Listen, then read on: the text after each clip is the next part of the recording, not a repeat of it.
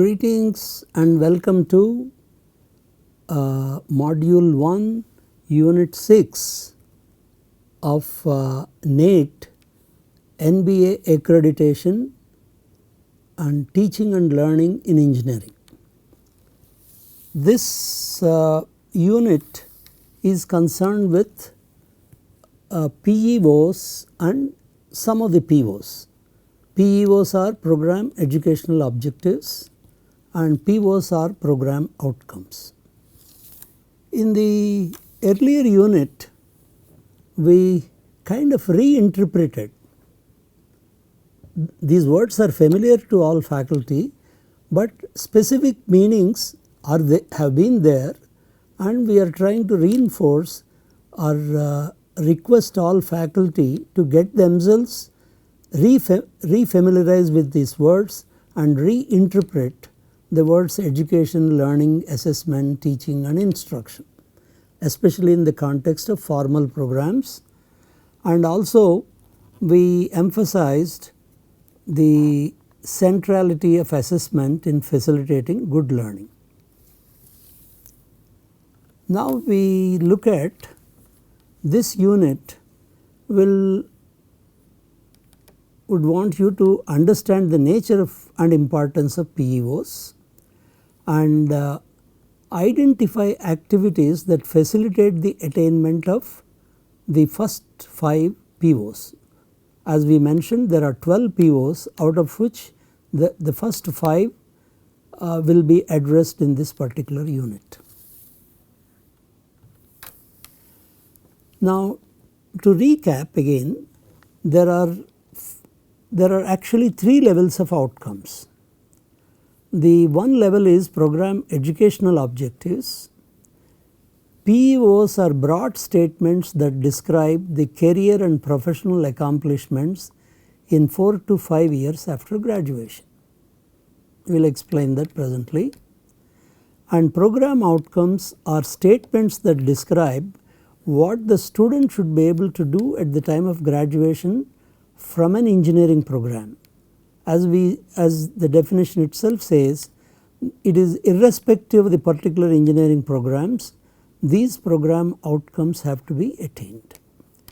And at the same level as program outcomes, you have program specific outcomes, and PSOs are statements that describe what the graduates of a specific engineering program should be able to do.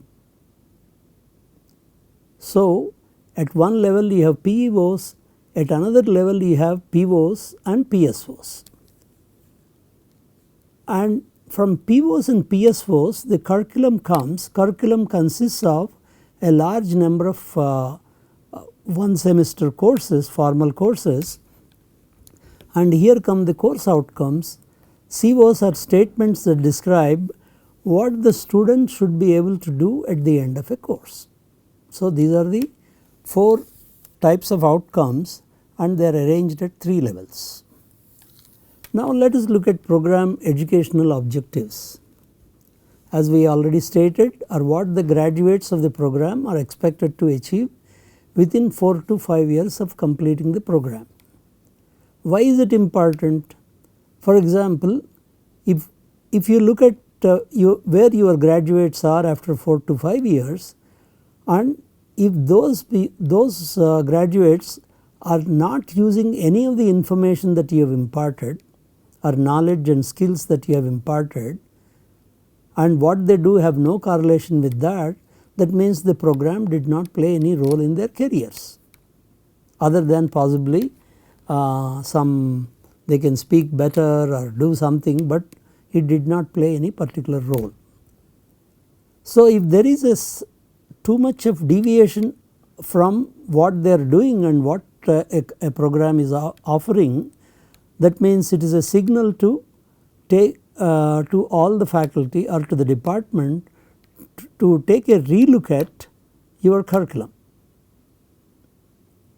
And these PEO statements can be abstract to some extent, but they must be small in number. 3 to 5 is what is prescribed by NBA, and they must be attainable. That means you do not say that within 4 to 5 years majority of our students should become CEOs of companies. That means it is not likely to happen, so they are not attainable. So you cannot write such a PEO. PEOs must follow from the mission of the department.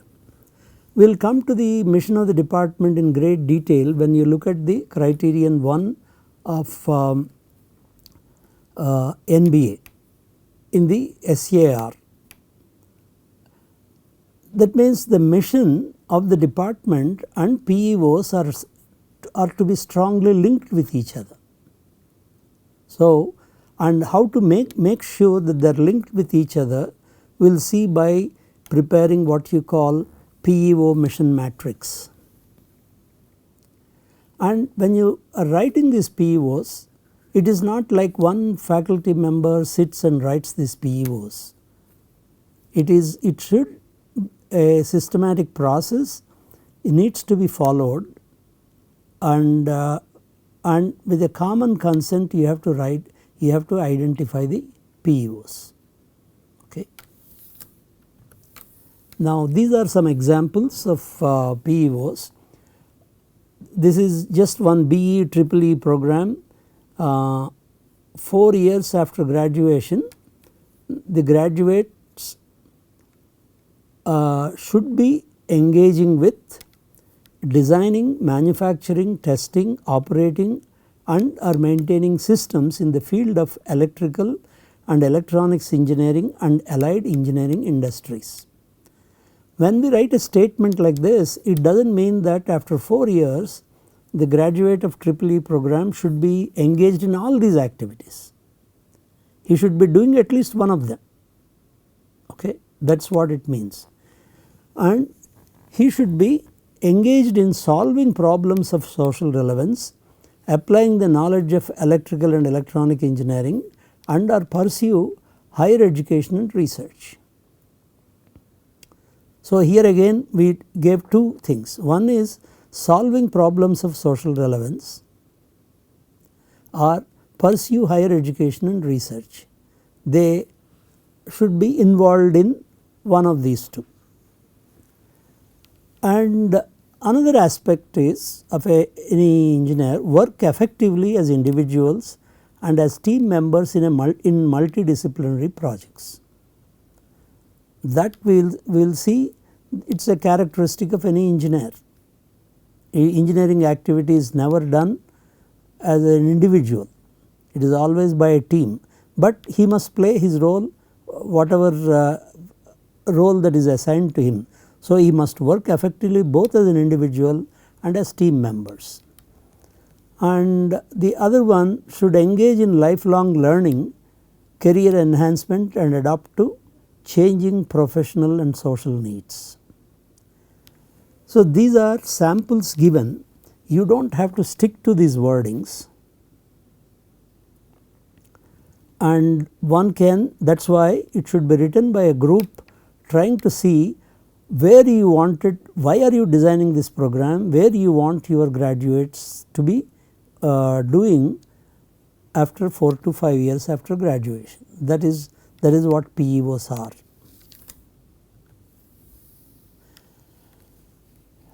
Now we come to program outcomes.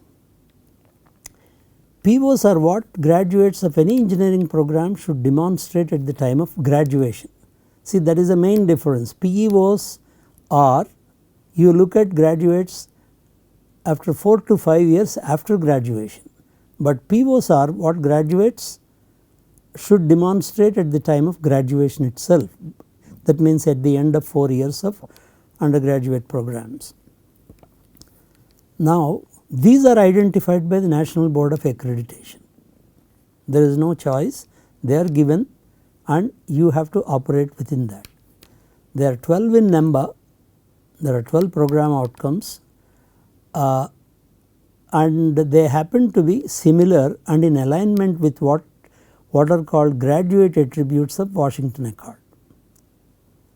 So you are only pointing it out, there is no need to go to Washington Accord and look at graduate attributes and try to say worry about how am I meeting, all that is not relevant, because India is already a signatory to the Washington Accord. If your students have attained these program outcomes, it is sufficient for us. You do not have to use the words graduate attributes or Washington Accord. Now we will look at various levels these program outcomes. Only 5 of 12 POs are dominantly disciplinary outcomes, and the remaining 7 are professional outcomes, also known as generic or transferable skills or outcomes. So first thing that we do, we classify the POs into 2 categories. One is disciplinary outcomes, the other one is generic outcomes or professional outcomes. And again, to kind of look at it from the top, 3 POs mention complex engineering problems. They use this phrase complex engineering problems in 3 POs, and 2 POs mention complex engineering activities, and 2 POs mention contextual knowledge. So the words like complex engineering problems, complex engineering activities, contextual knowledge, these all play an important role with respect to the identified POs. Now what are really complex engineering problems? First thing, they involve wide ranging or conflicting technical, engineering and other issues. If you take any problem like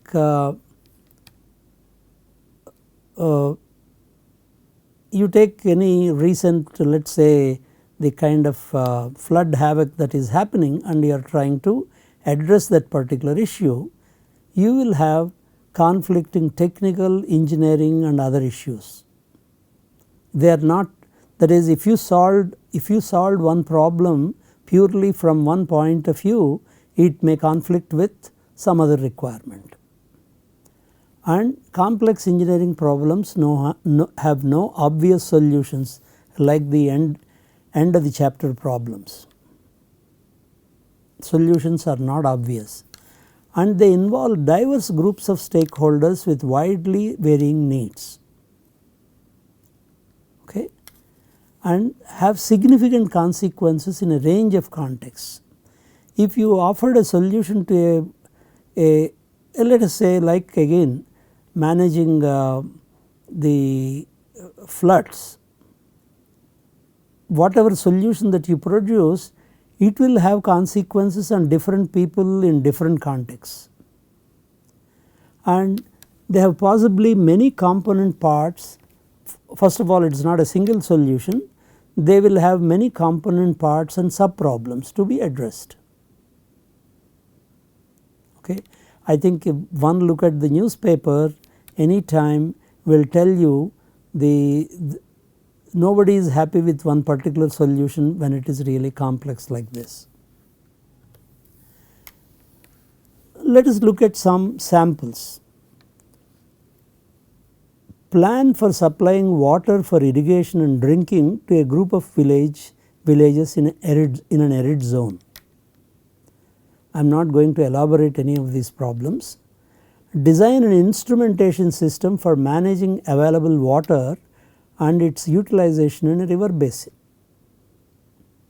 You take any river basin, as you can see there are always issues between the states which are what we call riparian states, which are along the river basin.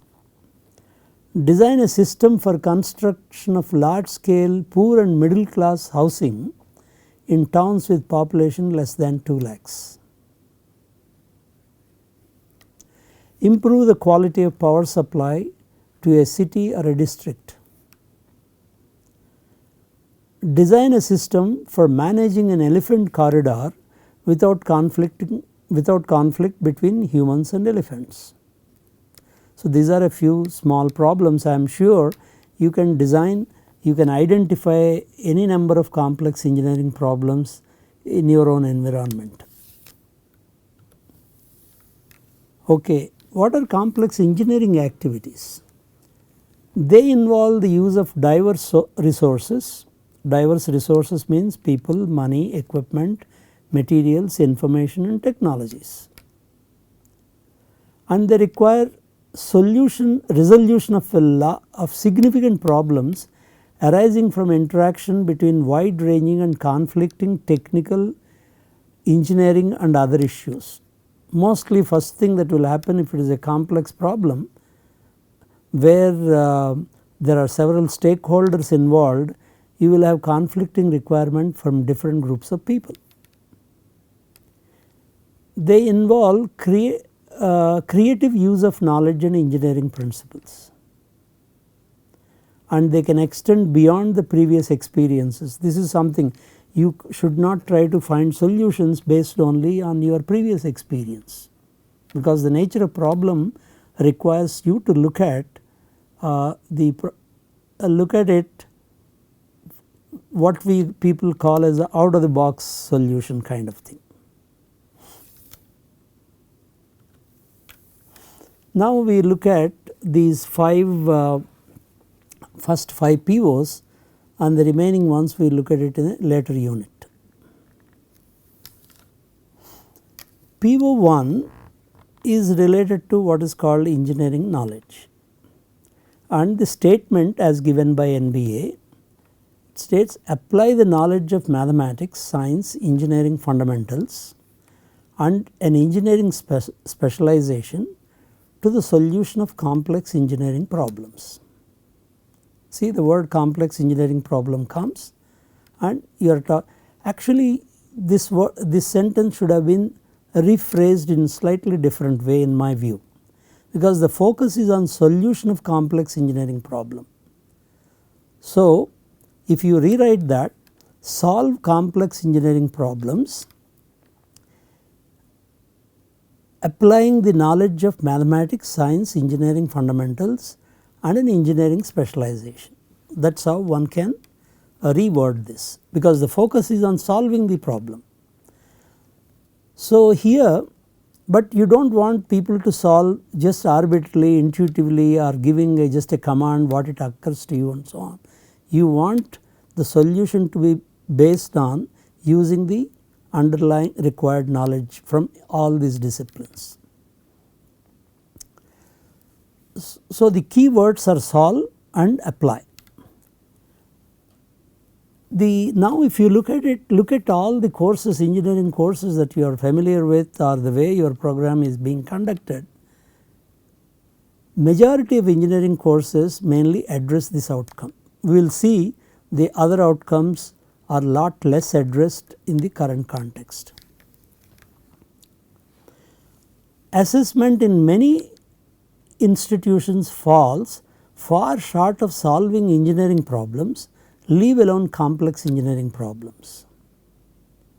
Because if you look at many of the courses do not even directly address engineering problems. If you take for example engineering sciences or basic science courses, they will talk about only the science part, science issues.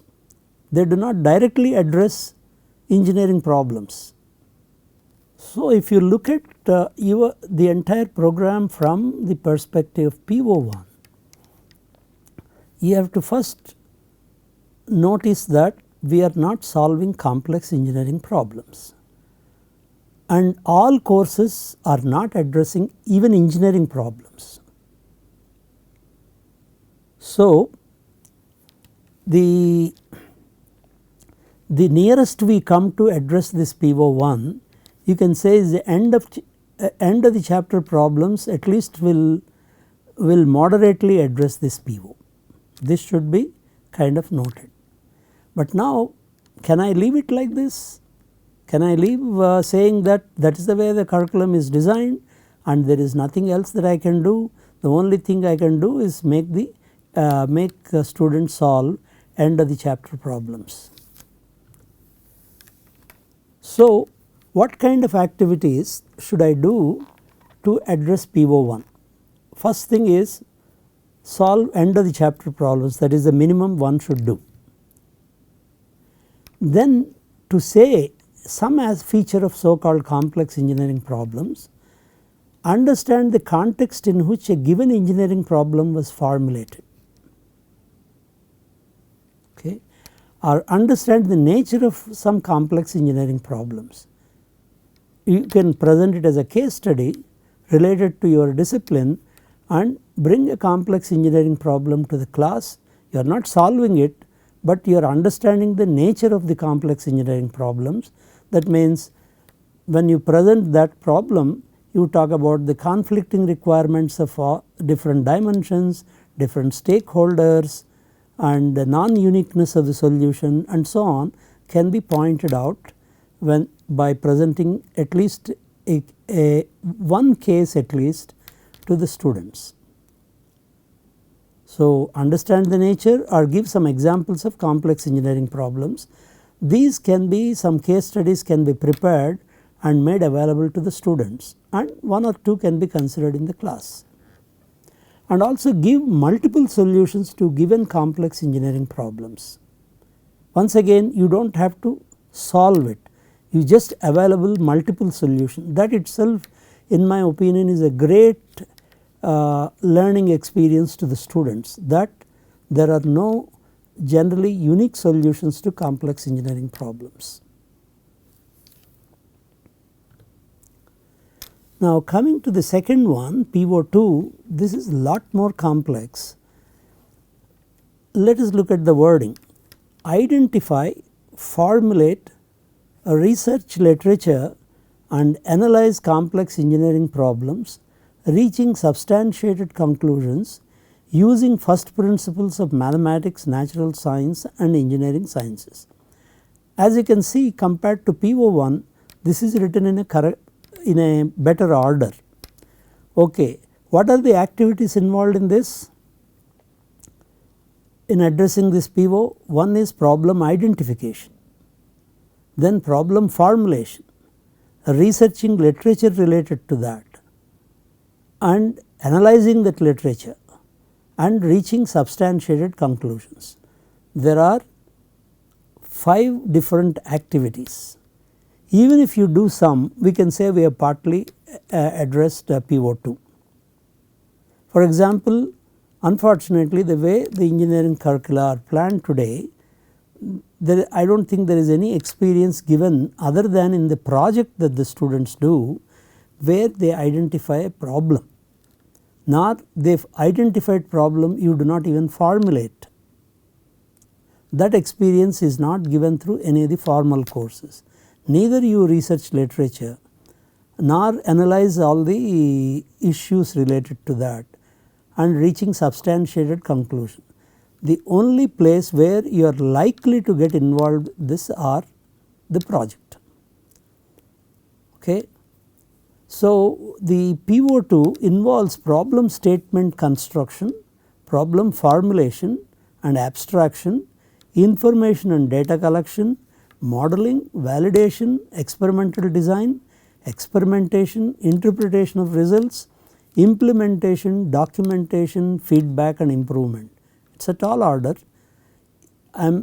We will not be able to do all that in every course, but at least if you are convinced all these are important, during the design of the curriculum you should make sure that these different things are addressed in different courses. Now the substantiated conclusion should be arrived using first principles of mathematics, natural sciences and engineering sciences, and not based on opinion or institution or intuition. Okay. So, the substantiated conclusions, drawing this substantiated conclusion is a part of PO2, but that process should be arrived or should be done using first principles of all these subjects. And if you look at majority of the programs do not have courses that address even a small subset of these activities. So, it is very difficult to say that my course is addressing PO2. It is not that your course cannot address PO2, but the way it is practiced, especially where you have 90% of the colleges are affiliated to a university where assessment is all centralized, it is very difficult to say that PO2 is addressed. And the only place where they can be included are the mini and major projects. Even there you can assure that they are addressed if they are properly orchestrated, which is possible to do at the department level. This PO can also be addressed through group assignments in some courses. This requires considerable planning on behalf of the instructor and developing appropriate rubrics for evaluation of performance of each member of the group. As you can see, if you want to address any of the POs, it requires substantial amount of planning. And some of the activities, it does not mean that one can do all of them, just I am giving a small list of them. Identify complex problems that dominantly belong to your engineering branch. Make appropriate assumptions, especially about the context in which the solutions are being sought, that help formulate an identified complex engineering problem. And justify the assumptions made in formulating a complex engineering problem based on survey of the related literature.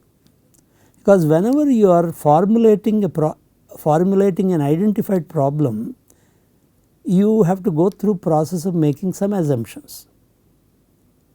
These assumptions have to be stated upfront, and they should be reviewed by the concerned stakeholders, or at least a group of people will have to review whether those assumptions made are appropriate or not. Then understand the requirements of end users of solutions to the problem. Explore and select a method of solving a formulated problem. Specify the hardware or software products and processes that the solution to the formulated engineering problem. Okay.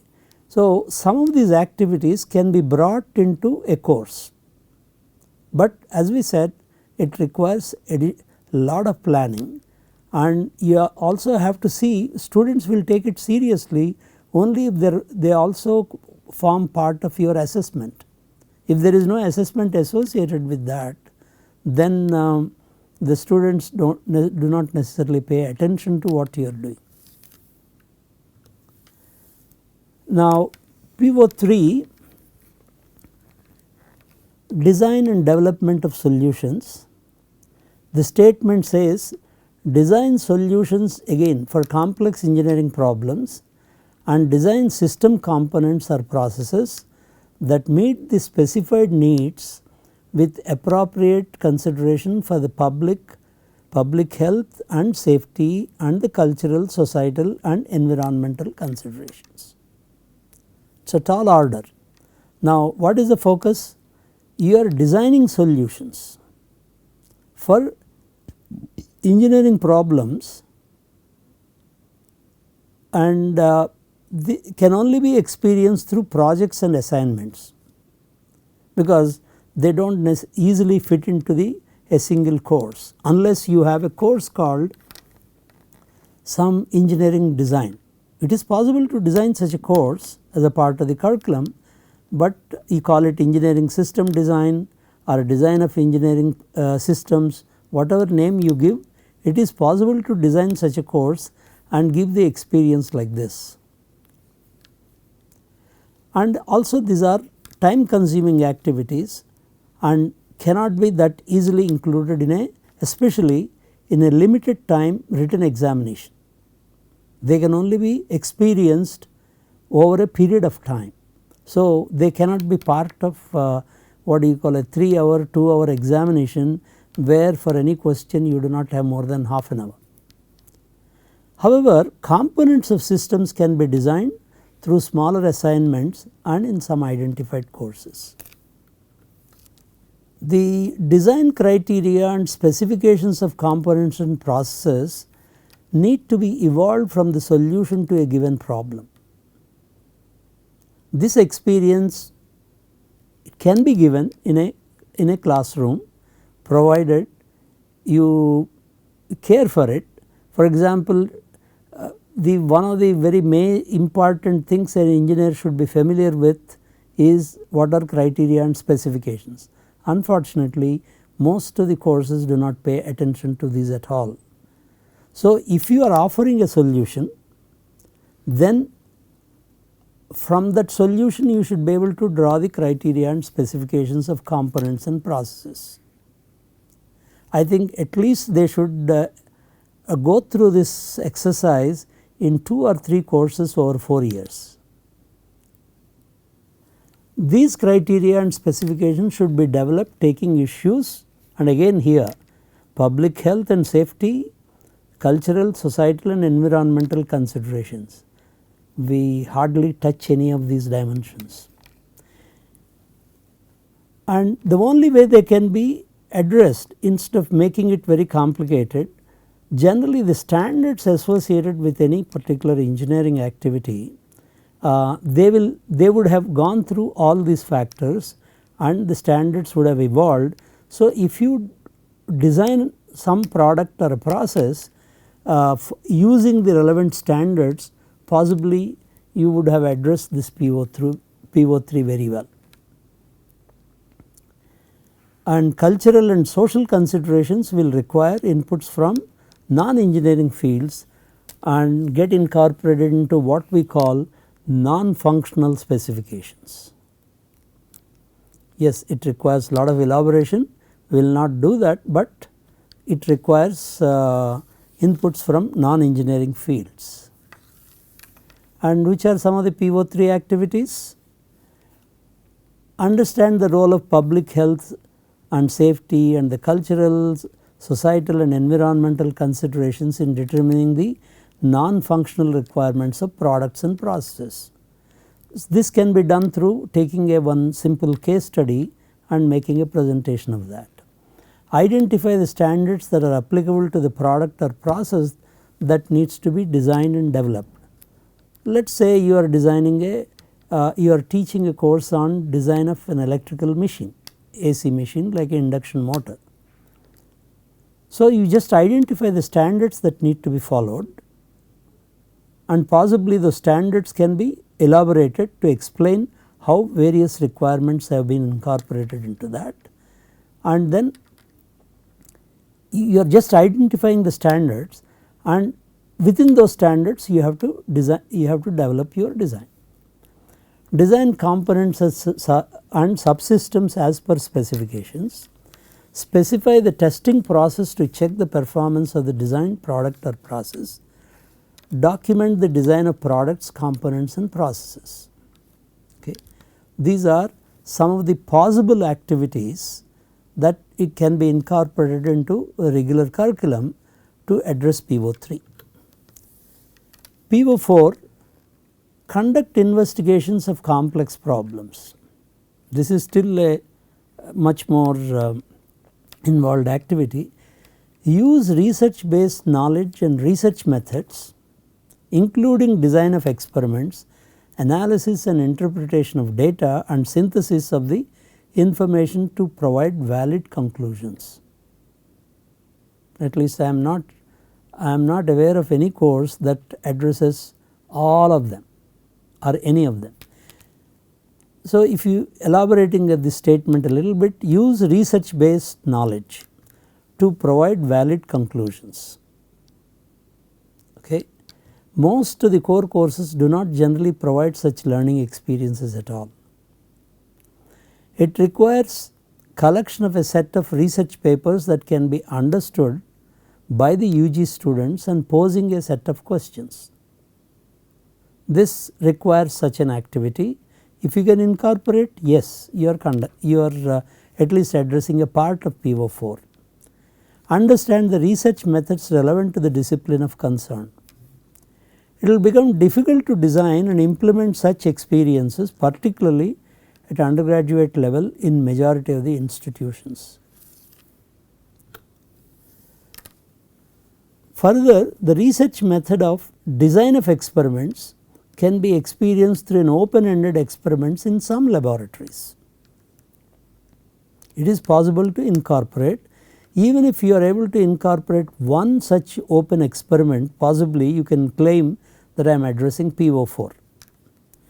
The research method of analysis and interpretation of data and synthesis of information requires collection of significant amounts of data related to a context and posing questions that can lead to synthesis of information.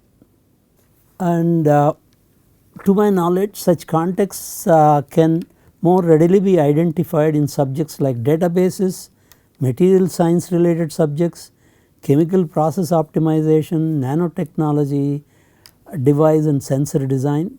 If there are such core courses in any of the program, they can incorporate this part of PO4.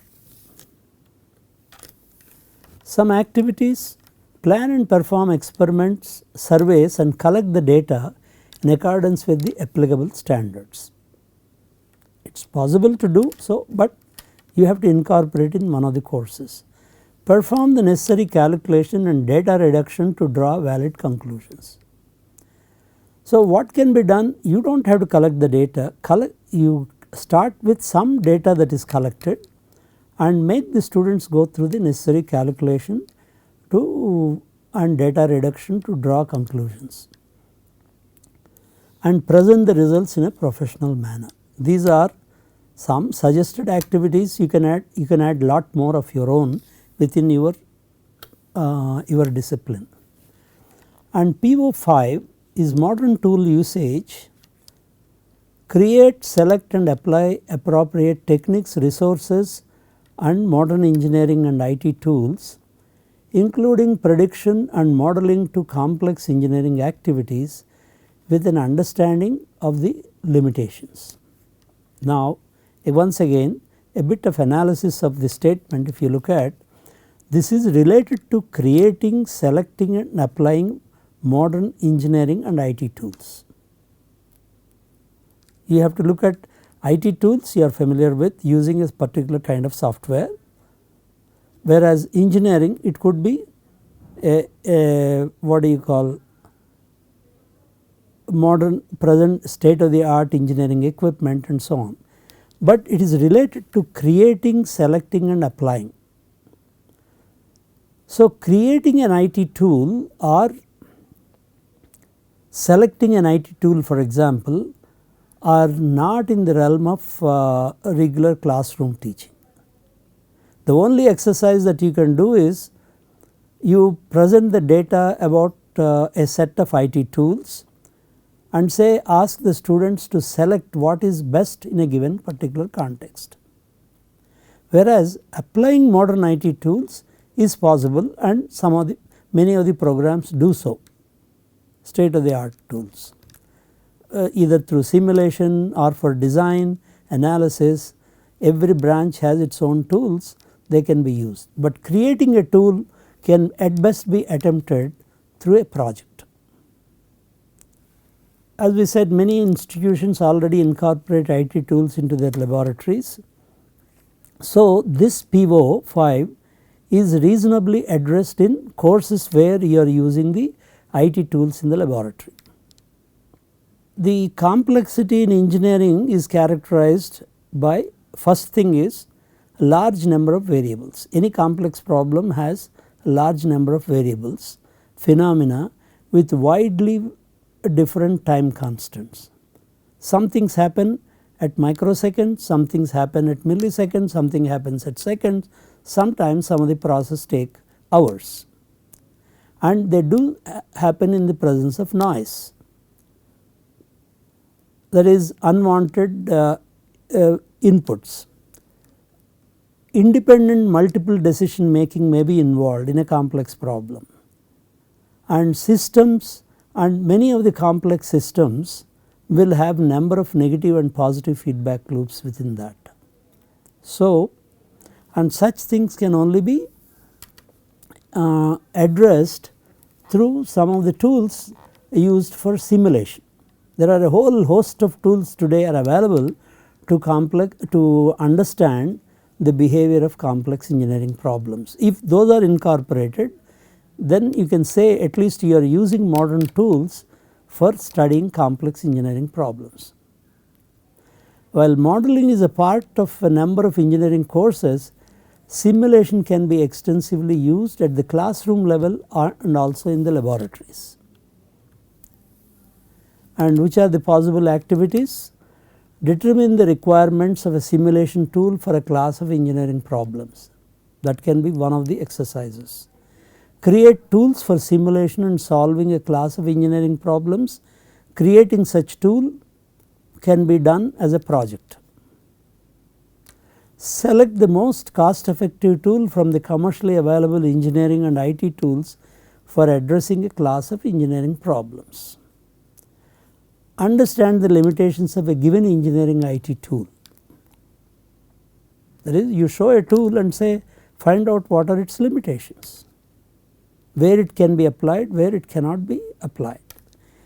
Use the engineering IT tools made available by the department. That is being done practically by all institutions. So, these are all possible PO5 activities. Now, coming to exercise, write 3 to 5 PEOs for a BE program in your branch. But when you are doing this, it does not mean that you are giving the final solution, because PEOs are to be written by specially designated committee following a well documented process. But at least all teachers should experience writing such PEOs. Give one sample activity each that address PO1, PO2, PO3, PO4 and PO5 from the courses you taught or familiar with. Like the other one, we appreciate if you share your results of your exercise with us. It will be a great learning experience for us. And in the next unit, we will be looking at the remaining 7 program outcomes. That means, what is the nature of these program outcomes and what are the possible activities that facilitate the attainment of them. Thank you very much for your attention.